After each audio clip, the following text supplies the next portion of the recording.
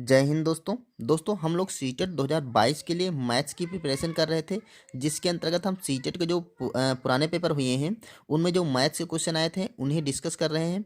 तो आइए इस वीडियो में देखने वाले हैं कि कौन कौन से किस ईयर में कौन कौन से सीटेट के मैथ्स के क्वेश्चन आए थे, उन्हें डिस्कस करते हैं। तो चलिए देखते हैं और वीडियो को शुरू करते हैं। यहाँ पर जो पहला क्वेश्चन मैंने लिया है वो सीटेट के 2021 वाले एग्जाम में आया था। ठीक है, मतलब लास्ट ईयर एग्जाम में, ऑनलाइन एग्जाम में आया था। तो यहाँ पर क्वेश्चन दे रखा है 120 सेंटीमीटर लंबी तार को एक आयत का रूप दिया गया है जिसकी लंबाई उसकी चौड़ाई से 2 सेंटीमीटर अधिक है। अब आयत का क्षेत्रफल क्या होगा? यहाँ पर हमें आयत का क्षेत्रफल निकालना है। तो दोस्तों कहाँ से हमें सोचना है? देखिए, अगर हमें आयत का क्षेत्रफल निकालना है, ठीक है, तो हमें चाहिए उसकी लंबाई और चौड़ाई। ठीक है, क्या चाहिए? उसकी लंबाई चाहिए और चौड़ाई चाहिए, क्योंकि लंबाई गुणे चौड़ाई ही आयत का क्षेत्रफल होता है। ठीक, तो हम लंबाई और चौड़ाई, और यहाँ पर दे रखा है कि 120 सेंटीमीटर लंबी तार है, बाकी दूसरा जो दे रखा है वहाँ पर उसकी लंबाई और चौड़ाई से 2 सेंटीमीटर अधिक है। तो सोचिए 120 मीटर जो लंबी तार है इसी को मोड़ करके एक आयत बनाया गया है। तो मान लेते हैं, देखो यहाँ से लेकर के तार ऐसे कुछ लंबी होगी। ठीक है, ये 120 मीटर लंबी, 120 सेंटीमीटर है। ठीक है, 120 सेंटीमीटर लंबी है। अब सोचिए इसी को मोड़ा गया है, मान लो ये सिरा यहाँ पे रखा गया, इसे इसको मोड़ा गया है, ऐसे करके एक आयत बना दिया गया। तो जो ये इसका परिमाप होगा, आयत का जो परिमाप होगा, आयत का परिमाप वो 120 सेंटीमीटर के बराबर होगा। ये बात आपको क्लियर हो गई, क्योंकि यही तार को मोड़ के बनाया गया है। अब देखिए उसने कहा है जिसकी लंबाई उसकी चौड़ाई से 2 सेंटीमीटर अधिक है, तो हम लंबाई चौड़ाई को हम x मान लें। ठीक है, चौड़ाई से 2 सेंटीमीटर ज़्यादा है कौन? उसकी लंबाई। तो चौड़ाई को हमने x मान लिया, तो लंबाई को हम लिख सकते हैं कि लंबाई x + 2 होगी। कुछ भी होगी, जितना भी होगी चौड़ाई उससे 2 सेंटीमीटर ज़्यादा होगी। कौन? लंबाई। ठीक है, तो यहाँ से हम इसकी लंबाई और चौड़ाई निकाल लेंगे, फिर हम अपना इसमें रख करके हम इसका आयत का क्षेत्रफल निकाल लेंगे। तो देखिए यहाँ पर आयत का जो परिमाप होता है वो होता है 2 गुणे लंबाई प्लस चौड़ाई, लेंथ प्लस ब्रेड्थ। तो ये बराबर 120 सेंटीमीटर के बराबर है। अब यहाँ पर हम x लंबाई के लिए ये रख देंगे और चौड़ाई के लिए ये मान रख देंगे। तो 2 ब्रैकेट में x l है आपका 2 प्लस x या x + 2 जो भी है। ठीक है, प्लस चौड़ाई उसकी है x, तो ये बराबर होगा 120। अब देखिए यहाँ पर 2 ब्रैकेट में ये देखो 2 आएगा और प्लस यहाँ पर x और x, तो 2x हो जाएंगे, तो यहाँ पर 2x आ जाएगा बराबर 120। अब देखो यहाँ पर भी इसके मल्टीप्लाई करेंगे तो ये बन जाएगा आपका 2, और 2 का गुणा करेंगे तो यहाँ पर आपका बन जाएगा 4। ठीक है, और इस 2 से इसको गुणा करेंगे तो ये हो जाएगा 4x, ये बराबर होगा 120 के। अब इसे सॉल्व करना है, तो देखिए हम यहाँ सॉल्व कर रहे हैं, तो ये वाला 4 जो है बराबर के इधर कर लेंगे, तो 4x बराबर होगा 120 माइनस 4 के। तो यहाँ पर अब x बराबर हो जाएगा, पहले इसको घटा लेते हैं, तो 120 से जब 4 घटेगा तो 116 बचेगा, 116। ठीक है, और ये वाला 4 जो है वो नीचे चला जाएगा, तो यहाँ पे 4 को नीचे कर दे, 4 एकम 4 और 4 दूना 8, 3 बचेगा ना गिरा, और 4 9 36। तो x का जो मान आ गया वो आपका 29 सेंटीमीटर आ गया। ठीक है, अब x का मान 29 सेंटीमीटर ये है आपका 29 सेंटीमीटर। तो जो लंबाई होगी, मतलब चौड़ाई 29 सेंटीमीटर, तो लंबाई इसकी क्या आ जाएगी? इससे 2 सेंटीमीटर ज़्यादा, x से 2 सेंटीमीटर ज़्यादा, मतलब ये हो जाएगी आपकी 31 सेंटीमीटर। ठीक है, जो इसकी लंबाई होगी वो 31 सेंटीमीटर आ गई। अब हमें लंबाई और चौड़ाई दोनों मिल गई, तो हम इसका आयत का क्षेत्रफल निकाल सकते हैं। यहाँ पर लंबाई रख देते हैं, लंबाई होगी 31 और गुणे चौड़ाई होगी आपकी 29। अब इसको मल्टीप्लाई कर लेंगे, हमारा आंसर आ जाएगा। तो देखो इसे कैसे मल्टीप्लाई करते हैं, इसको अलग गुणा कर लेंगे। देखिए हमने यहाँ अलग गुणा कर लिया है। ठीक है, आप लोग गुणा कर ही लेंगे, तो ये 899 आएगा। तो ये 899 सेंटीमीटर स्क्वायर हो जाएगा, क्योंकि जो क्षेत्रफल लिखा था वो सेंटीमीटर स्क्वायर में लिखा जाता है। तो यहाँ पर देखिए ऑप्शन नंबर हमारा ए सही होगा, 899 वर्ग सेंटीमीटर। ठीक है, अब जो नेक्स्ट क्वेश्चन है वो यूपी टेट 2017 वाले एग्जाम से हमने लिया है। यहाँ पर क्वेश्चन दे रखा है किसी संख्या के 3/4 का 2/3 कॉमा 24 के बराबर है। मतलब किसी संख्या का 3/4 निकालें, फिर उसका 2/3 निकालें और वो बराबर होगा 24 के। तो उस संख्या का 1/4 क्या होगा? आगे पूछ रहा है वो संख्या का 1/4। तो हमें अगर वो संख्या पता चल जाए तो उसको हम 1/4 से गुणा कर देंगे तो हमारा आंसर निकल आएगा। अब संख्या देखो, संख्या हमें पता नहीं है, लेकिन ये दे रखा संख्या का 3/4 और का 2/4, तो जहाँ जहाँ भी का लगा है उसको हम गुणा मान लेंगे। गुणा मान क्या, देखिए बोडमास में जब हम पढ़ते हैं तो का की जगह हम गुणा लगाते हैं। तो यहाँ पर देखिए संख्या हम मान लिया एक सही संख्या, ठीक है, संख्या के या का, तो इसका संख्या का हमने 3/4 कर दिया, और इसका इसका भी का, तो यहाँ पर भी गुणा लगा देंगे 2/3। ये 24 के बराबर है, तो इसको बराबर कर देंगे हम 24 के, ठीक है। अब देखो इसको कैलकुलेट कर लेते हैं, तो ये हो जाएगा x गुणा, ये ऊपर देखिए ये 2 से कट जाएगा, यहाँ से 2 दूना 4, और ये 3 3 कट जाएगा, तो x नीचे क्या बचेगा, या x 1/2 बचेगा बराबर 24। अब देखो x बराबर क्या हो जाएगा, ये 2 बराबर के नीचे है तो इधर जाएगा तो गुणे में हो जाएगा, तो 24 गुणा 2, तो x का मान जो आ गया 48 आ गया, ठीक है, x इक्वल्स टू 48। अब उसने कहा ये मतलब हमें पता चल गया कि संख्या क्या है 48 है। अब कह रहा उससे उस संख्या का 1/4 क्या होगा, तो संख्या का 1/4 मतलब संख्या कितनी है 48 है, इसका 1/4, तो 1/4 इसका कर लें तो 4 से काट देंगे, तो 4 एकम 4 और 4 दूना 8, मतलब आंसर हमारा 12 आ जाएगा, ठीक है। तो यहाँ पर ऑप्शन देखिए, ऑप्शन हमारा बी सही हो रहा है। अगला क्वेश्चन दोस्तों हमने यूपी टू 2011 वाले एग्जाम से लिया है, ठीक है। यहाँ पर क्वेश्चन है, एक टीन के बर्तन में 20 लीटर पेट्रोल है, रिसाव के कारण 3 लीटर पेट्रोल की हानि हुई, मतलब रिसाव के कारण 3 लीटर पेट्रोल बह गया, ठीक है। तीन टीन में अब कितने लीटर, एक कितने प्रतिशत पेट्रोल बचा है, ठीक है, जितना भी बचा होगा उतना उसका प्रतिशत निकालना है। तो देखो टोटल संख्या थी, टोटल जो पेट्रोल था वो 20 लीटर था, ठीक है, 20 लीटर था, और रिसाव के कारण 3 लीटर बह गया, तो इसमें से 3 लीटर क्या हो गया, लॉस हो गया 3 लीटर, तो जो शेष बचा कह रहा था कि अब कितने परसेंट पेट्रोल रह गया, रहने वाला पेट्रोल चाहिए ना, तो इसमें देखिए 17 लीटर पेट्रोल आपका रह गया, ठीक है। जो रिमाइंडर मतलब शेष बचेगा वो 17 लीटर पेट्रोल होगा। अब यही कह रहा है जो 17 लीटर पेट्रोल बचा है वो कितने प्रतिशत है, ठीक है, तो ये किसका प्रतिशत हमें निकालना है, 20 का प्रतिशत, क्योंकि 20 लीटर पेट्रोल था, तो यहाँ पर देखिए प्रतिशत मात्रा जो हो जाएगी वो 17, देखिए 20 का 17 निकाल लेंगे, 20 में से कितना बचा है 17 बचा है, तो 17 को हम ऊपर करेंगे, और 20 से तुलना कर रहा है क्योंकि 20 टोटल था, तो टोटल को हम मात्रा 20 नीचे रखेंगे और मल्टीप्लाई कर देंगे 100 से, ठीक है।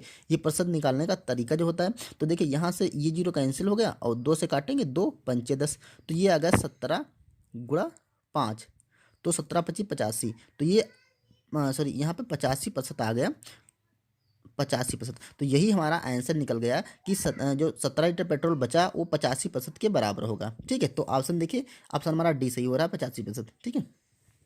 अगला क्वेश्चन दोस्तों है एक आसान सा क्वेश्चन आया था यूपीएससी 2017 वाले एग्जाम पेपर फर्स्ट में आया था।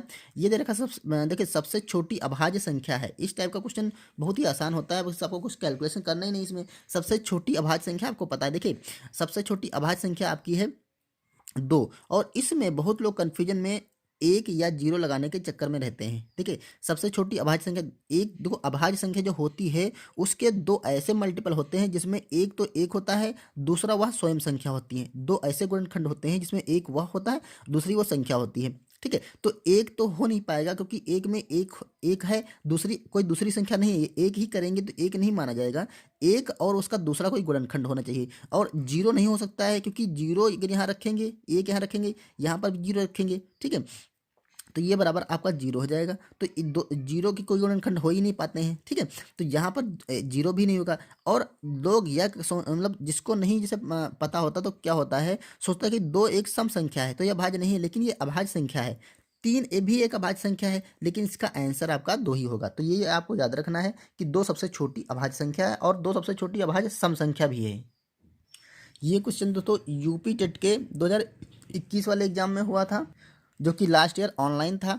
तो यहाँ पर क्वेश्चन है 8 सेंटीमीटर और 10 सेंटीमीटर भुजाओं वाले एक आयत को 4 समान आयतों में विभाजित किया जाता है, प्रत्येक छोटे आयत का परिमाप ज्ञात होगा।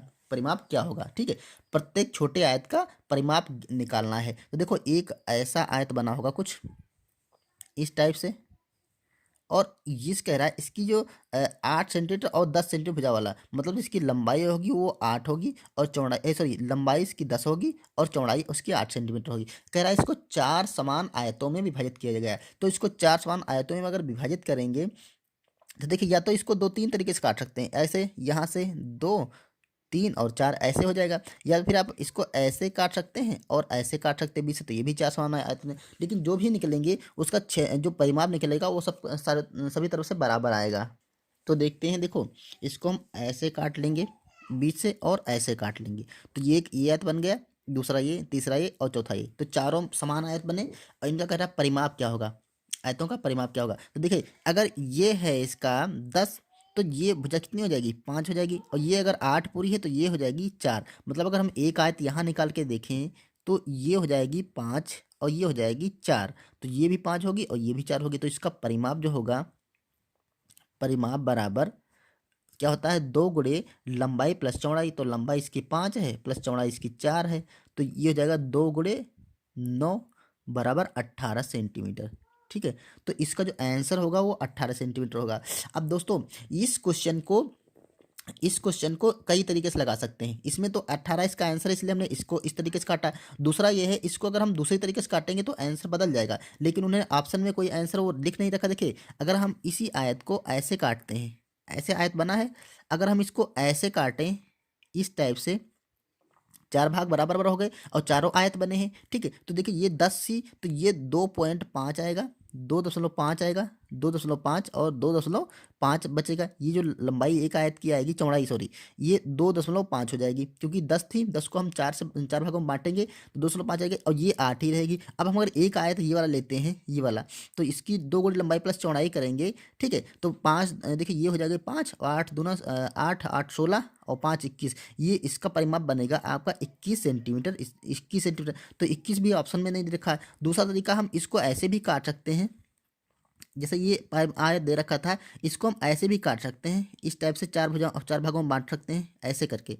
ठीक है, तो ये देखिए 10 थी तो ये 10 रहेगी, ये पूरी 8 थी तो एक की 2 हो जाएगी, इस ये भी 2, ये भी 2, 2 तो ये जब हम परिमाप एक आयत का निकाल लेंगे तो 10 और 2 यानी कि 10 2 12, 12 दूना 24। तो इसका जो परिमाप आएगा प्रत्येक आयत का वो 24 आएगा, 24 सेंटीमीटर। तो ये सारे ऑप्शन अलग अलग आ रहे हैं, लेकिन हमें इसमें ऑप्शन ये वाले नहीं दे रखे, इसलिए हम आयत को ऐसे ऐसे नहीं काट सकते, ऐसे नहीं काट सकते, हम सिर्फ ऐसे ही काट करके आंसर निकाल सकते हैं। ओके, आइए अगला क्वेश्चन देखते हैं। वह संख्या जिससे 88 और 160 को विभाजित किया जाए तो शेषफल क्रमशः 3 और 4 आएगा, निम्न है। निम्न से कौन सी संख्या, कौन सी ऐसी संख्या है। देखिए यहाँ पर पहले हमें ये सोचना है कि वो संख्या कैसे निकालेंगे। वह संख्या जिससे, यहाँ पर जो जिससे शब्द दे रखा है ये बहुत ही इंपॉर्टेंट है, क्योंकि जिससे मतलब उस संख्या से 88 और इन दोनों को भाग किया जाए। तो देखो जब कभी भी ऐसा कंडीशन आती है तो हमें मासा निकालना होता है, जिससे मतलब उसी संख्या से भाग करेंगे दोनों को, तो दोनों ऐसी संख्या से तभी करते हैं जब दोनों संख्याओं का मासा होता है, उसी से भाग करते हैं। ठीक है, कई क्वेश्चन में आपने पढ़ा होगा कि जिससे इन संख्याओं को पूरा पूरा विभाजित किया जा सके, मतलब उसी संख्या से इन दोनों को काटेंगे तो वो इन संख्याओं का मासा होगी। पहला तो ये क्लू हमें मिल रहा है। दूसरा कह रहा है भाग करने के बाद शेषफल 3 और 7 बचे।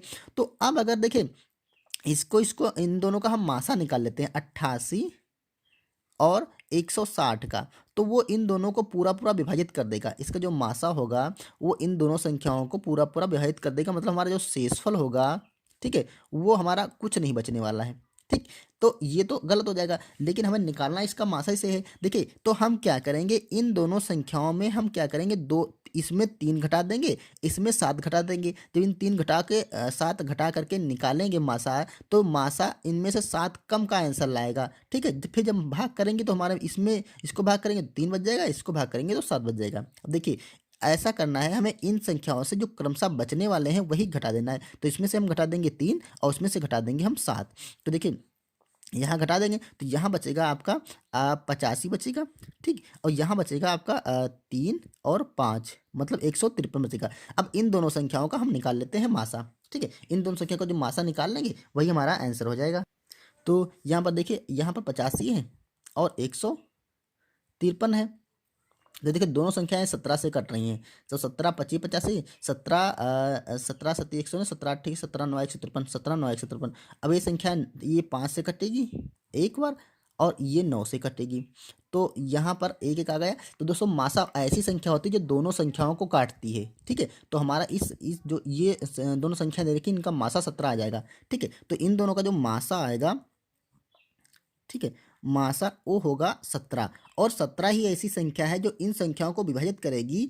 तो शेषफल 3 और 7, देखो इनको भाग करेंगे तो शेषफल 0 बचेगा, लेकिन इन संख्याओं को भाग करेंगे तो शेषफल हमारा 3 और 7 बचेगा। तो ऑप्शन नंबर हम बी लगा देंगे। अब आप इसको भाग करके चेक भी कर सकते हैं। 17 से भाग करेंगे तो 17, देखिए 17 25 85 लग जाएगा, 3 बच जाएगा। अगर 88 को 17 से भाग कर रहे हैं तो देखिए ये 88 है तो 17 25 85 लग जाएगा, ठीक है। और हमारा 3 यहाँ पर शेषफल बच जाएगा। ये पूछ रहा है कि इनको भाग करने पर 3, और इसको जब भाग करेंगे 17 देख 17 17 9 153 हो जाएगा, ठीक है। और लेकिन 60 को जब भाग करेंगे तो 7 हमारा शेषफल बच जाएगा, ठीक है। तो ये क्ल्यू होता है कि इन्हीं संख्याओं में से हम जो रिमाइंडर बचने वाली संख्या है उनको घटा देते हैं, फिर जो संख्या बचती है उनका हम मासा निकाल लेते हैं, वही हमारा आंसर हो जाएगा। ओके, यहाँ पर देखिए अगला क्वेश्चन यूपीटी 2017 वाले एग्जाम में आया था।